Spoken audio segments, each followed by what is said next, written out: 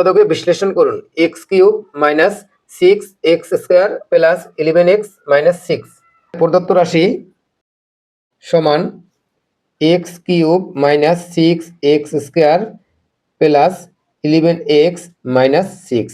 আমরা দ্বিতীয় লাইন বাদ দিয়ে তৃতীয় লাইন লিখি। এই প্রদত্ত রাশির x এর মান যদি x সমান 1 ধরি, তাহলে এখানে হয় 1 মাইনাস 6x² এর মান হবে 6 প্লাস 11x মানে 11 মাইনাস 6।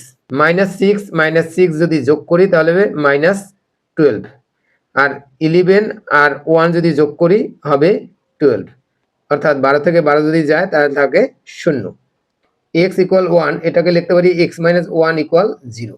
এখানে আছে x কিউব, তাহলে আমরা x মাইনাস 1 একটা লিখলাম, x মাইনাস 1 একটা লিখলাম, আর একটা x মাইনাস 1 লিখলাম। এখানে আছে x কিউব, তাহলে x² যদি লিখি x² x গুণ করলে হবে x কিউব। তারপর আছে x² এর সাথে মাইনাস 1 যদি গুণ করি তাহলে হবে মাইনাস x²। এখানে আছে মাইনাস 6x², আর এখানে আছে মাইনাস x², তাহলে আরো লাগবে মাইনাস 5x²। তাহলে এখানে আমরা লিখতে পারি মাইনাস 5x, আর আছে মাইনাস 5x আর মাইনাস 1 যদি গুণ করি তাহলে হবে মাইনাস মাইনাসে প্লাস 5x। এখানে আছে 11x, লিখছি আমরা 5x, তাহলে আমাদের আরো লাগবে 6টা।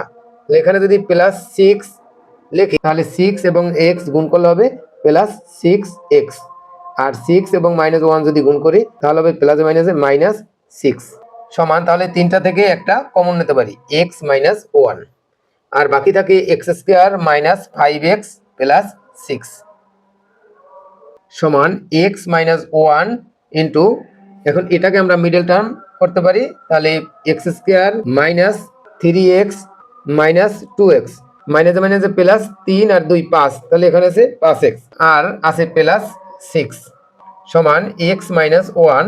এই দুটো থেকে কমন যায় x, বাকি থাকে x মাইনাস 3, আর এখান থেকে মাইনাস 2 যদি কমন নেই থাকে x, আর প্লাস মাইনাসে মাইনাস 3 দুগুণে 6 সমান x মাইনাস 1, আর এখান থেকে কমন নিতে পারি x মাইনাস 3, আর বাকি থাকে x মাইনাস 2।